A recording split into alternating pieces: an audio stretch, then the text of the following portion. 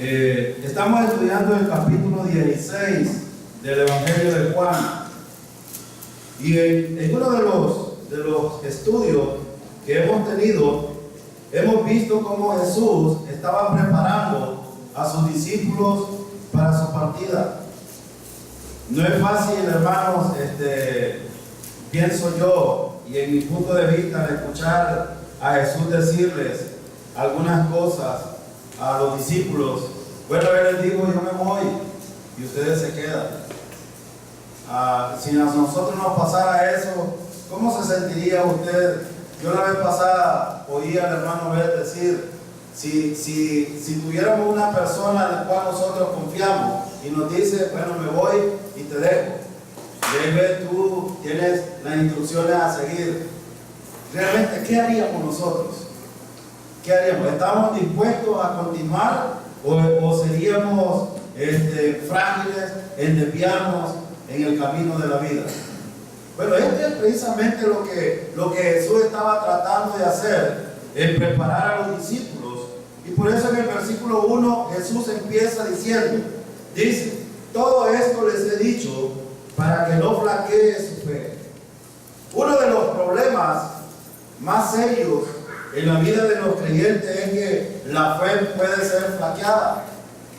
Y Jesús le había hablado, bueno, en la Reina Valera dice: estas cosas os he hablado.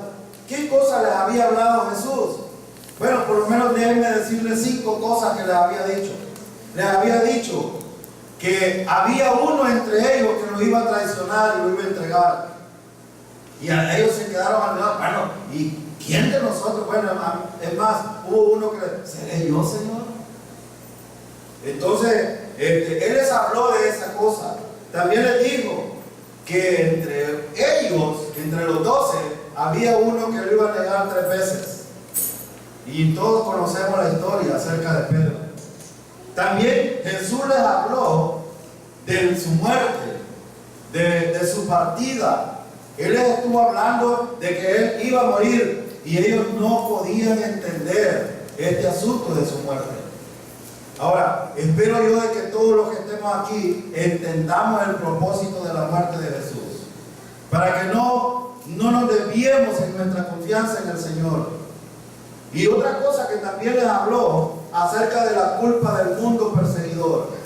Hermanos, nadie es más responsable ante Dios que cada uno de los seres humanos. Nadie. El hermano Obed decía en el estudio anterior: ¿ustedes saben por qué los ángeles se rebelaron delante de Dios? Ahora pregúntense: ¿ustedes saben por qué la gente rechaza a Jesucristo hoy? Ellos tienen voluntad, todos tenemos voluntad, tenemos conciencia, tenemos el testimonio vivo de la creación. Es decir, el ser humano no puede excusarse, y la creación misma no puede excusarse delante de Dios de quién es verdaderamente Él. Nadie tiene excusa. Entonces aquí Jesús les había hablado de esa culpa, les había hablado del embrollo en el cual estaban metidos los religiosos y la gente pudiente de ese tiempo, de su muerte.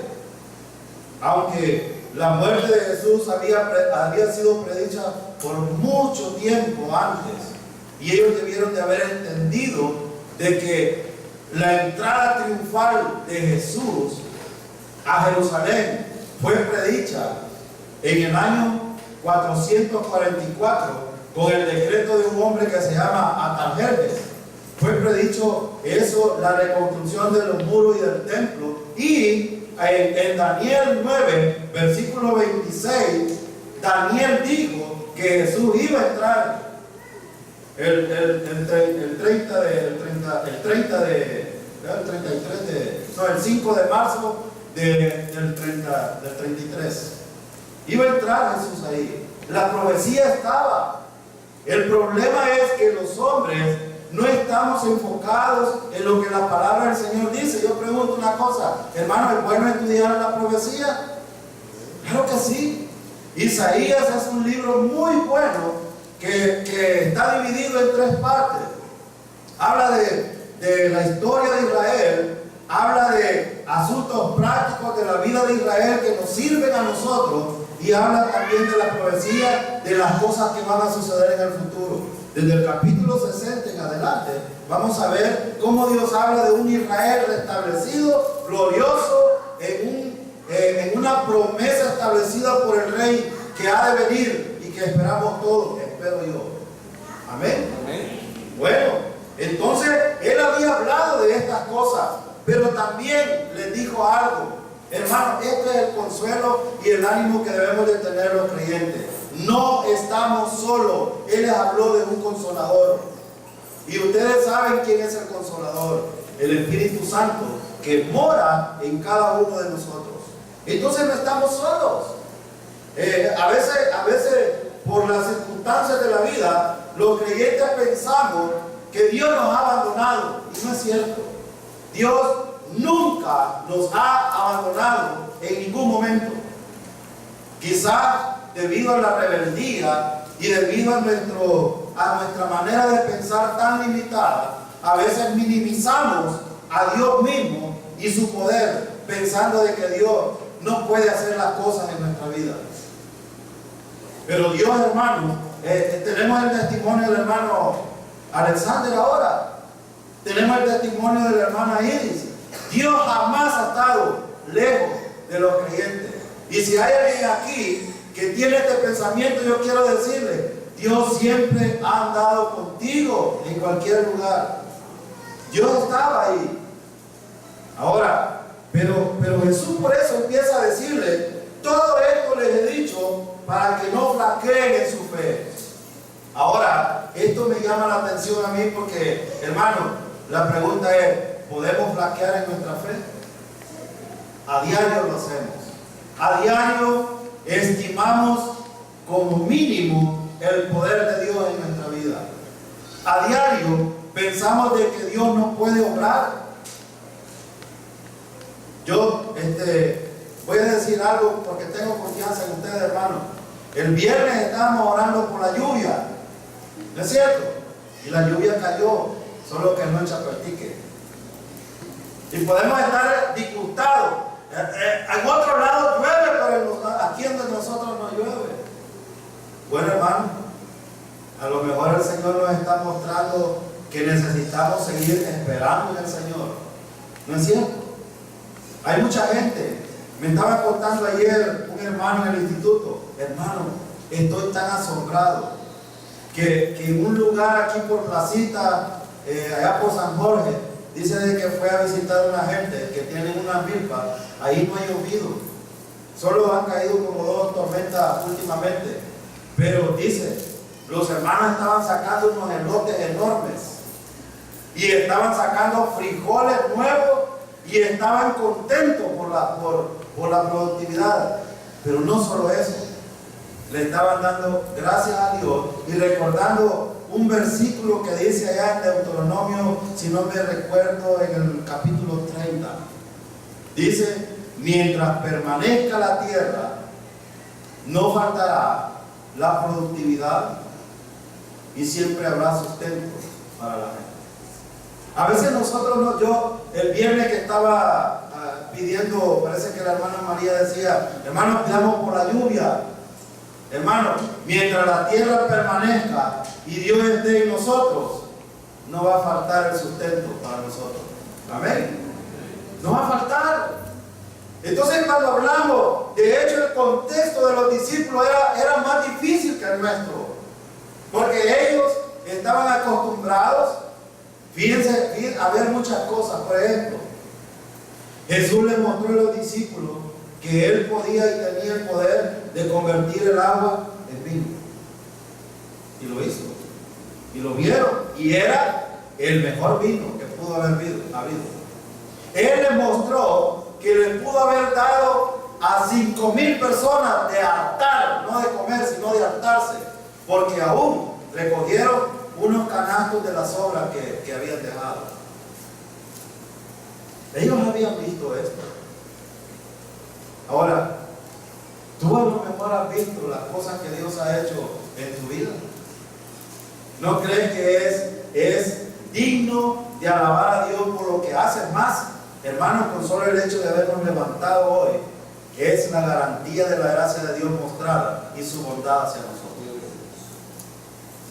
Entonces, ¿por qué a veces flaqueamos con nuestra fe? A veces, ¿por qué entonces dudamos del Dios todopoderoso que tenemos? No hay motivo para pensar de que Dios no existe y que no está ahí con nosotros. Entonces necesitamos ser muy agradecidos y tener la confianza plena de que Dios, en las circunstancias en las que pasamos, siempre estará ahí con nosotros. Hay hermanos que a lo mejor están pasando pruebas difíciles hoy. Yo les animo, hermanos, sigamos dependiendo del Señor, sigamos confiando en el Señor. El Señor dará la respuesta. Es más, hay un pasaje tan precioso que a mí me gusta, que dice Pablo en la segunda carta a los Corintios, dice que Dios no nos va a dejar ser tentados más allá de lo que podamos resistir o soportar. Pero no solo eso dice, sino que dice que juntamente con la prueba Él dará la salida. Hermano, gloria a Dios, porque sabe, esto me muestra a mí que Dios tiene control de las circunstancias de cada uno de nosotros. Dios tiene control. Entonces Jesús le estaba diciendo estas cosas para que no flaquearan en su fe. Hermano, necesitamos seguir dependiendo del Señor. Ahora, yo le pregunto, ¿es fácil depender del Señor en las circunstancias? ¿Verdad que no? No, porque a veces estamos más enfocados. Yo un día prediqué, cuando estaba estudiando esto me estaba recordando, un día prediqué acerca de David y Goliat. ¿Qué decía Goliat? Bueno, aquí estoy. Y me mandaron este perro, este insignificante. ¿Y qué dijo David? Esta batalla la voy a pelear en el nombre del Señor. Y una piedrita y una hundilla fueron las armas que utilizó. Y aquel hombre tenía una espada enorme. Bueno, que la cargaban entre varios, pues. Ahora, hermano, usted no ve al gigante que tiene a su alrededor. Ve a su Salvador, que es el que tiene el poder. Hermano, levántese de ahí donde está pensando de que no puede salir de eso. No flaqueemos en nuestra fe. Y quiero decirle que cuando flaqueamos nuestra fe, y esto no solo le pasa a usted, nos pasa a nosotros inclusive, porque somos los más asediados con los problemas y las circunstancias. Pero en estas circunstancias, no las miremos a ella, miremos a nuestro Redentor, miremos a nuestro Salvador. Él habla con toda claridad de las cosas que van a pasar a los creyentes. Y no, hermano, no debemos de obviar de que los creyentes vamos a tener problemas toda nuestra vida mientras estemos aquí. Yo siempre lo he dicho, no porque yo lo quiera decir, sino porque la misma Biblia lo dice. Es más, fíjense que les habla con toda claridad de las prevaricaciones a las que tendrían que someterse. Y pasó esto, hermano. Pedro, cuando Jesús murió, lo enterraron. ¿Qué hizo Pedro? Pedro salió y dijo: no, me voy a pescar mejor. Ya el que nos había prometido estar con nosotros y el que nos dio promesa se ha ido. A veces así actuamos nosotros también. Pensamos que el Señor ya se fue. Hermano, el Señor está por venir. Y allí es donde tenemos que estar enfocados nosotros. El Señor sabía de las prevaricaciones que vendrían sobre los creyentes. Y por eso les digo, cuando Él resucitó, les dijo: váyanse para Jerusalén, allá en el aposento alto, esperen que ahí vendrá la promesa del Consolador. ¿Y saben qué hizo Pedro después? ¿O no tuvo problemas Pedro cuando empezó a predicar? Claro que sí. Pedro, Esteban, Pablo, todos los apóstoles, los discípulos, tuvieron muchos problemas. Esto nos garantiza a nosotros, hermanos, que si usted quiere vivir conforme a la voluntad de Dios, va a tener problemas. Claro, no tienen problema los que tienen compañerismo y con el mundo, y ahí no pasa nada. Pues sí, si usted le dice a alguien, vamos a la fiesta, y usted se va a la fiesta, pues usted no tiene problema, porque se va. El problema va a ser usted y el Señor después. Ahí no hay problema. Pero haga la voluntad de Dios y se va a dar cuenta de lo que le estoy diciendo.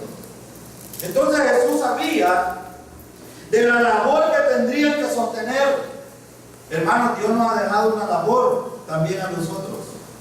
No solo congregarnos, hay tantos mandamientos para nosotros. Congregarnos, bautizarnos, tomar la cena del Señor, tener comunión con los hermanos, exhortarnos los unos a los otros.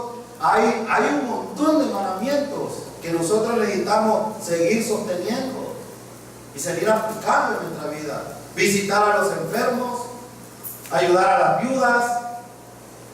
Lo que pasa es que a veces, como algunos de ustedes no vienen a los estudios del miércoles y del sábado, no se dan cuenta que hay muchas cosas que los creyentes necesitamos practicar. Y hay tantas cosas que el Señor les dijo. Pero también Él les habló de los sacrificios que tendrían que hacer. Hermano, la vida de un creyente es la vida más sacrificada que puede haber. Si usted no lo sabe, el sacrificio que tuvo que hacer, por ejemplo, Pablo, es un ejemplo genuino de un hombre piadoso que nosotros quizás nunca vamos a llegar a la estatura de este hombre. Pero tuvo que padecer muchas cosas. Tuvo que padecer. Además, el vivo retrato de Esteban muriendo en manos de Pablo o Saulo de Tarso, con los trapos de Esteban cuando lo estaban apedreando, y él consentía en su muerte. Pero después cambia. Esta es la razón por la cual Dios hace las cosas en la vida de un creyente. Entonces, déjenme decirle, hermano, todas las cosas que nos suceden a nosotros tienen un propósito. Y aquí es donde necesitamos aprender, pero no vivir en la insensatez de que me pasa lo mismo y me vuelve a pasar y me vuelve a pasar, y ya no me pasa porque por el Señor, me pasa por testarudo, por rebelde y por desobediente al Señor.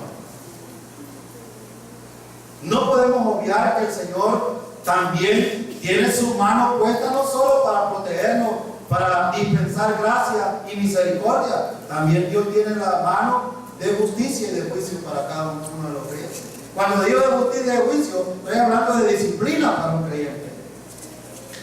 Ahora, miren el versículo 2. Miren lo que dice el versículo 2. Y esto a lo mejor no nos va a pasar a nosotros.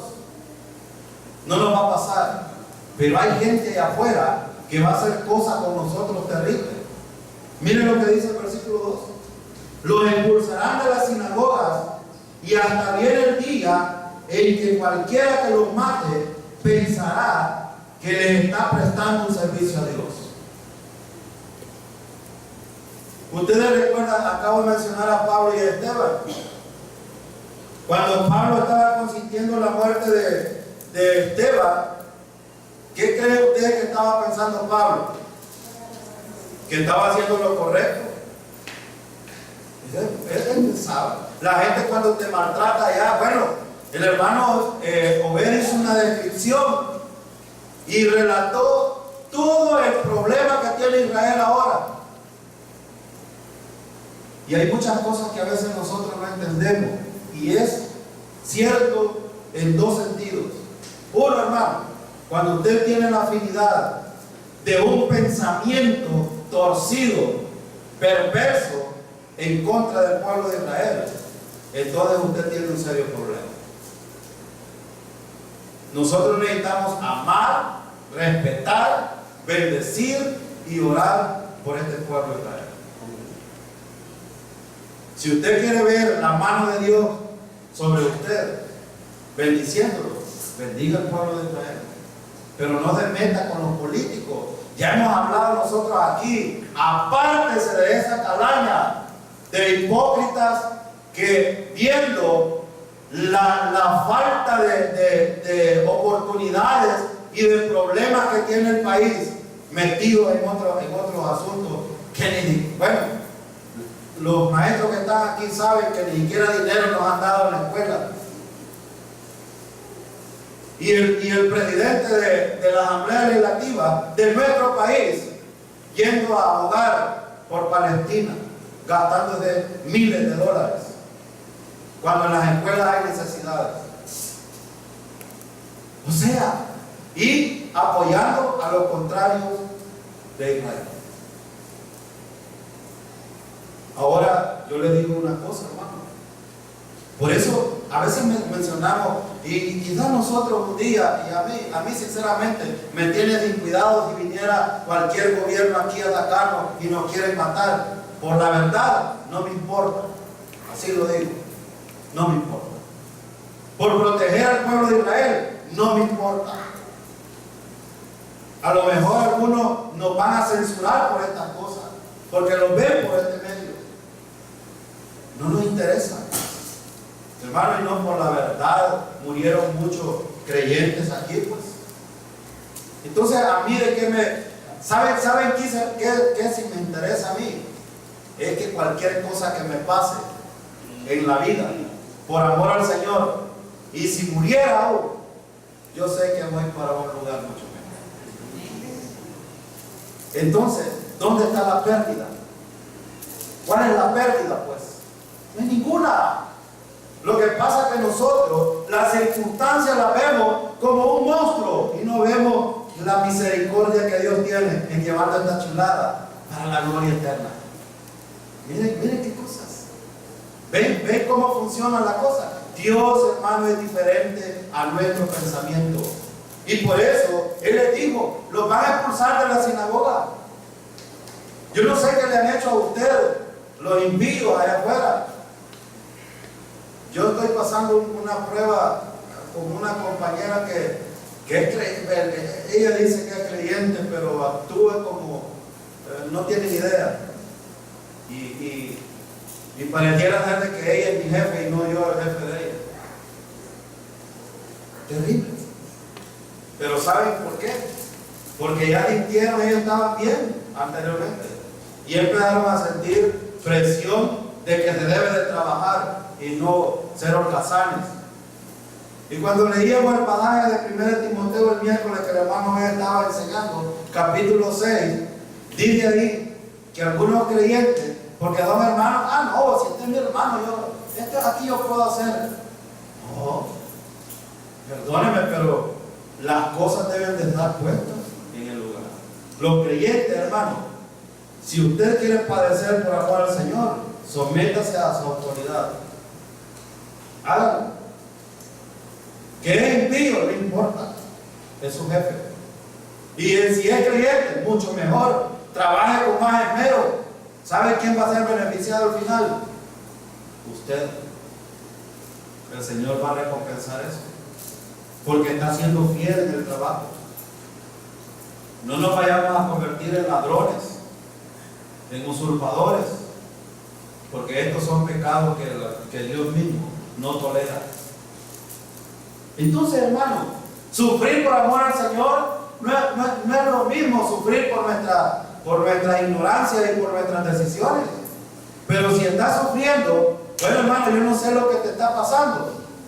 Yo estoy hablando porque bueno, el mismo pasaje dice que aquí va a venir sufrimiento para los creyentes y lo vamos a tener. Pero si tú estás sufriendo por tomar malas decisiones, déjame decirle que hoy es el momento de rectificar. Hoy. No esperes mañana. Mañana a lo mejor puede ser, bueno, nosotros del mañana ni siquiera sabemos. ¿Pierde la salvación, pase lo que pase? No. Pero perderás muchas cosas en el futuro. Galardones. Perderás la comunión con el Señor en tu vida. Vivirás miserable. Tendrás problemas debido a tus decisiones. Entonces, hermano, hoy es el momento de rectificar. Quiero solo decirles algo para que ustedes, hermanos, entiendan. El hermano Obed a veces, bueno, él dice las cosas de una manera, el hermano Jorge las dice de otra manera, y a veces yo las digo de otra manera, pero es lo mismo. El hermano Obed habla claro. O sea, cuando digo claro, no es que el hermano Jorge y yo no lo hablemos. A veces yo soy trompudo, también digo unas cosas, se me salen. Pero quiero invitarlo a ir a Primera de Pedro. Mire, para que usted no diga, no, es que el pasaje no lo está diciendo. Claro. Ve Primera de Pedro capítulo 5. Vaya ahí conmigo. Primera de Pedro capítulo 5. Versículo 10. Vamos a leer desde el versículo 10. En el contexto anterior, Pedro está exhortando a los ancianos y a los jóvenes y llama aquí a que sean humildes, a que se bajen y tengan una mentalidad diferente. Este pasaje lo enseñé el viernes en el culto de oración, pero como algunos no vienen, quiero volverlo a retomar. Mire lo que dice el versículo. Versículo 10. Y después de que ustedes hayan sufrido un poco de tiempo, entonces el sufrimiento, hermano, está ahí para nosotros. La pregunta es, ¿cuánto tiempo? Miren el versículo que dice, un poco de tiempo. Un poco de tiempo. El sufrimiento, el hermano ahora citaba a Romanos. Dice que en Romanos capítulo 8 que la gloria venidera no es comparable con los sufrimientos que nosotros tenemos aquí. Ahora vuelvo a repetir. Mire, hermano, recibamos las cosas que nos suceden en la voluntad de Dios y dejemos de quejarnos. Dejemos de quejarnos ya. Seamos creyentes maduros y empecemos a ver al Señor y no a ver nuestros problemas. Porque el Señor mismo está asegurando aquí, vas a sufrir un poco de tiempo. Un poco de tiempo. Bueno, digamos leyendo el versículo, mire lo que dice. Dice, Dios mismo, el Dios de toda gracia, que los llamó a su gloria eterna en Cristo, los restaurará y los hará fuertes, firmes y estables. ¿Quién es el que obra entonces en la vida de los creyentes? Hermano, ¿quién es? No es usted, hermano, no pelee usted solo. No se enfrente a las cosas solo. Póngase la armadura de Dios, es lo que dice Pablo en Efesios, capítulo 6, versículo 11 en adelante. Pero fíjense, el versículo dice algo importante. Dice, Dios mismo, el Dios de toda... la palabra toda gracia significa, hermano, que Dios no delimita como usted. Dios no es limitado como usted. Entonces, ¿por qué lloramos tanto, pues? Porque a veces, bueno, yo, perdonen, hermano, si hay alguien aquí, pero he oído quejas a veces aquí, en el púlpito, de algunos. He oído quejas. He oído alabanza al Señor, han adorado al Señor, pero de repente, se quejaron. Hermano, no. Dios es el Dios de toda gracia. Él no se limita con usted. Él va a dispensar. Y recuerden ustedes que es gracia, ¿verdad? Es el favor inmerecido de Dios hacia nosotros. No lo merecemos. No hay nada que merezcamos. Es más, somos salvos, hermanos, por pura gracia, no por lo que hemos hecho nosotros. Esto es digno de darle alabanza al Señor. Miren el versículo 11 que dice, cualquier cosa, cualquier problema, cualquier circunstancia que los creyentes pasemos, miren lo que dice el versículo 11, dice, a Él sea el poder por los siglos de los siglos. Entonces, ¿quién tiene el poder y el imperio aquí? Pero no es cierto que a veces nos sentimos poderosos nosotros. No aceptamos lo que Dios quiere hacer en nosotros. Aleluya, hermanos, porque Dios es el Dios de toda gracia. Gloria al Señor. Pero algo que dice este pasaje, hermano, es que las circunstancias van a venir, pero no te quejes, porque Dios te va a tener un poco de tiempo en estas circunstancias. Entonces hay dos cosas aquí. Hay esperanza en el Señor, te va a fortalecer, te va a empoderar, te va a reafirmar, te va a hacer crecer, te va a hacer madurar. Y ese es el propósito. Entonces, hermano, yo quiero que hoy se vaya usted de aquí convencido que el Señor es el Dios de toda gracia y que siempre va a estar dispensándote gracia en todo momento. Ahora, versículo 3. Miren lo que dice el versículo 3 de Juan 16. Dice el 3: actuarán de este modo porque no nos han conocido ni al Padre ni a mí. Los judíos iban a hacer cosas en contra de los discípulos porque no conocían al Señor, ni conocieron al Señor. No conocen al Padre, ni conocían al Señor. Hermano, ¿conocemos al Señor nosotros? Dice Jeremías que hay dos cosas que le agradan al Señor. No recuerdo el versículo, pero sí se lo voy a citar. En esto me agrada, dice el Señor, en que me conozcan y me entiendan. Dos cosas le gusta al Señor de los creyentes. De hecho, esto estaba hablando con los judíos, pero Dios, hermano, está contento cuando usted lo conoce y entiende por qué hace las cosas. Ahora yo le pregunto, ¿entiende usted por qué le está pasando las circunstancias?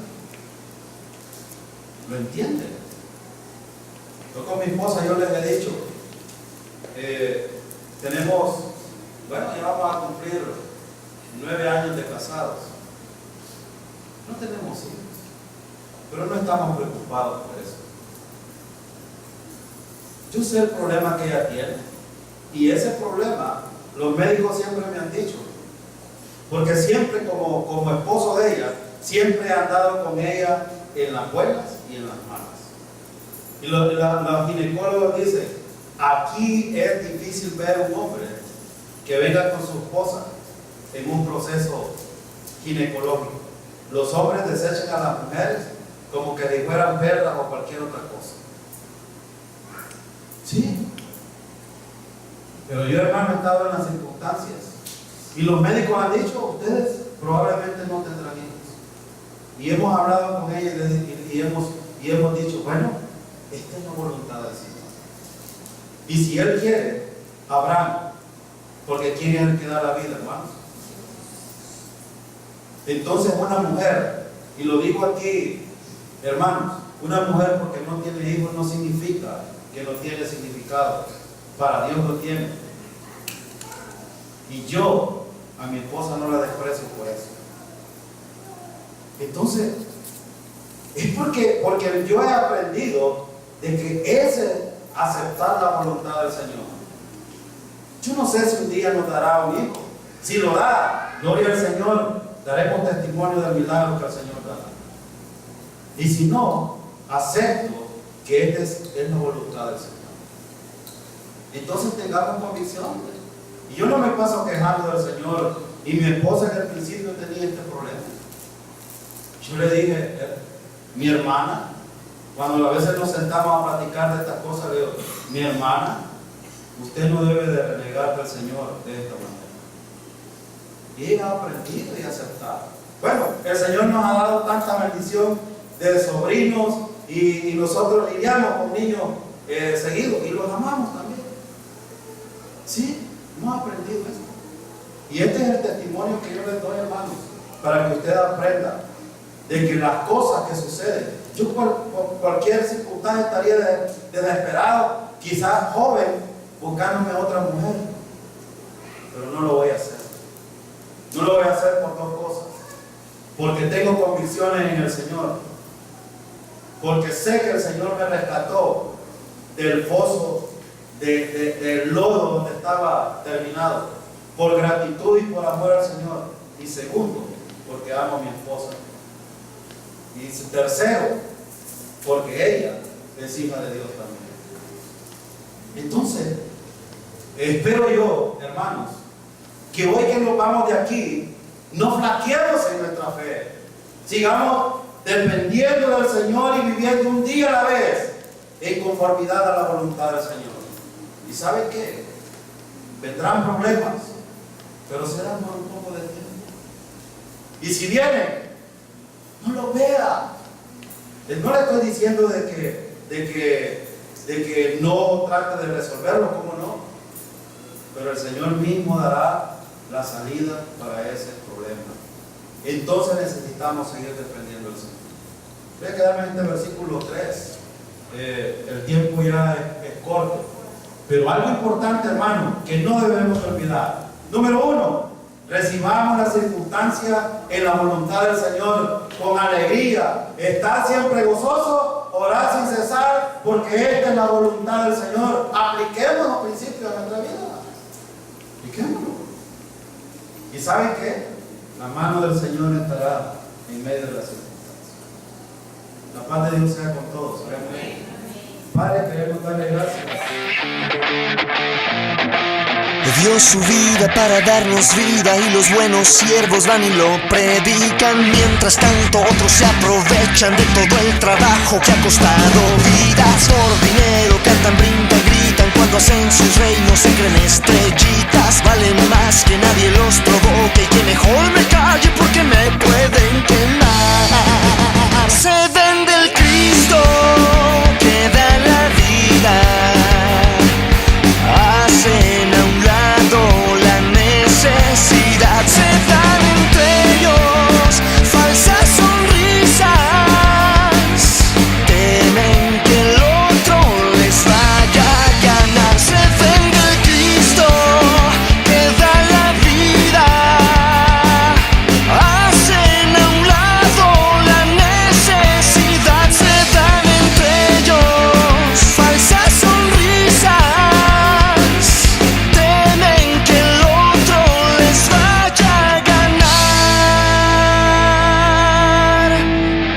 Su vida para darnos vida sin vendernos nada.